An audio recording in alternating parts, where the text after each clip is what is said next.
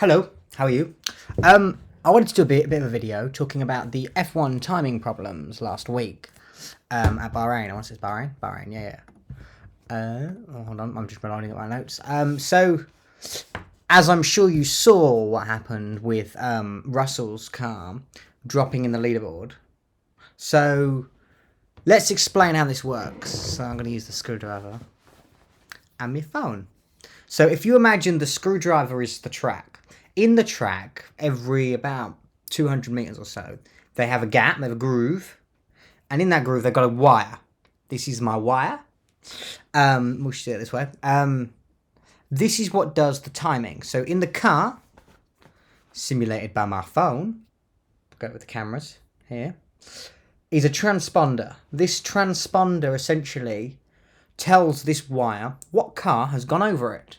When I go over the wire, the wire knows about it and tells it to the computer what car drove over the wire, which is what you need to know to get the list of things, so that they know which car's gone over and what they're doing.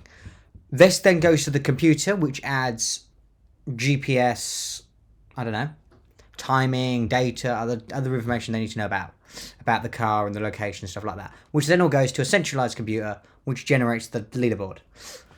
The issue came... So they've clearly got two issues. So since the start of the season, they've been having timing issues. So they've been having the occasional problem with cars going over, dropping and moving up and down the leaderboard. And it not updating.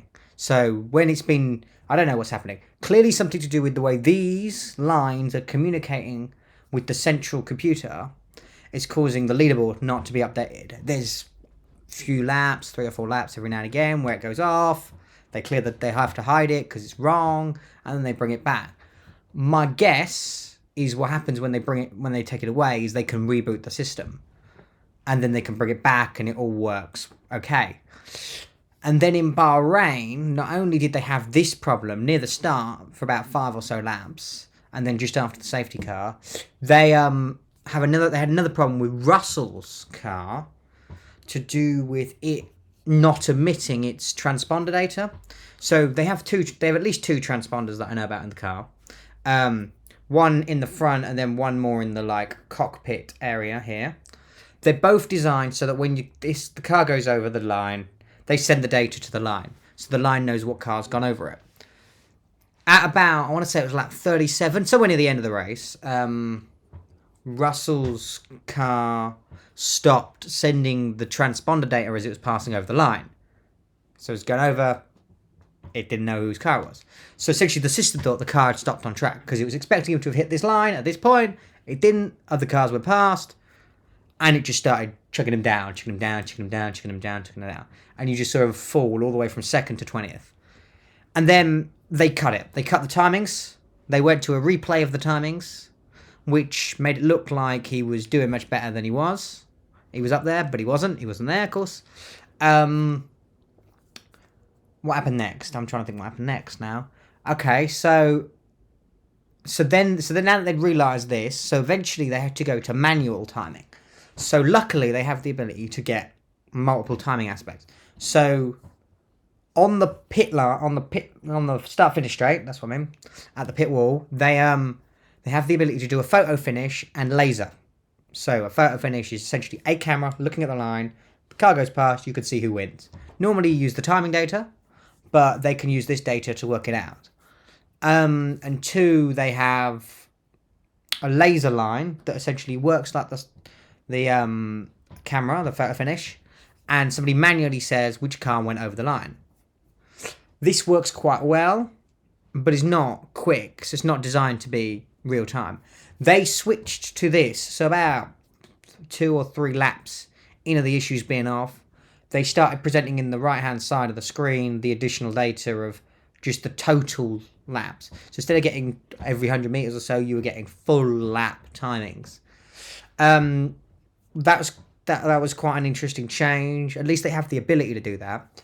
It did cause issues for drivers behind and in front of Russell, because DRS, the system that allows them essentially to go faster when you're close to another car. So if your car's here and we imagine this is another car and you're there and you want to overtake, You've got to get more speed to be able to go past it.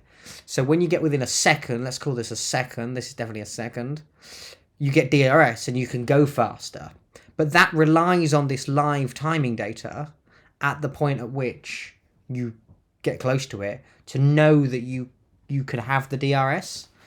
So luckily, the 3 teams around Russell and the 2 teams, appeared to have some sort of manual override with the defaults that allowed them to tell the DRS. This solved their problem initially, but the point was it was really difficult to tell when they were within a second of each other, which caused a lot of issues. So Russell got investigated for accidentally opening the DRS.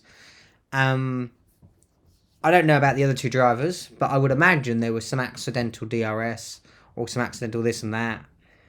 Like, you don't know if you're in a second. You can't definitively say when you're in a second. And you can't definitively say when you've passed the DRS line on the track. So again, if you've got this line on the track, you as the driver have got to guess when you are above that line and can enable the DRS. Over here, you're losing time when you could have had DRS. Over here, you're violating the guidelines. Like, even if you're like there, you're violating the guidelines. So that's quite difficult. So they had to make those calls on the fly. So let's talk about the timing problem. And so the Russell issue is clearly a transponder on the car issue. And I think we can put that down to being a unique case in this circumstances. Let's talk about the main transponder issues and like what's going on there. Why are they not working, having issues constantly? My guess is this year in 2025 they've upgraded the system, and as a result of that they've added, I don't know, some new logic to hopefully improve the speed and the timing. And it's either these core units, the like actual control modules at each of the 100 meters, or it's the communication with that and the central computer, or the central computer is crashing. Something's crashing. My guess is it's to do with the central computer because it's not outputting any time data to the board you've got there, or any of the screens on the mobile app or anything like that. It's probably to do with the mobile app. They've probably added some ability to live push data out of this system, and it's probably something like that that's limiting its communication abilities, and it's just crashing. It's probably not type safe. It's probably written in some really fast language, and then it's just crashing. I bet it's just getting a value out of sync or something like that, and it's not happy. But it's hard to problem solve those because the one time you want it to work is the one time you're getting the bug. Unless you're making really good detailed logs, you can't go back and look at that. You want to just reboot it and move on and get it working. And then testing that outside of that is really hard. Hopefully they're going to fix we would all imagine they are trying to fix these problems.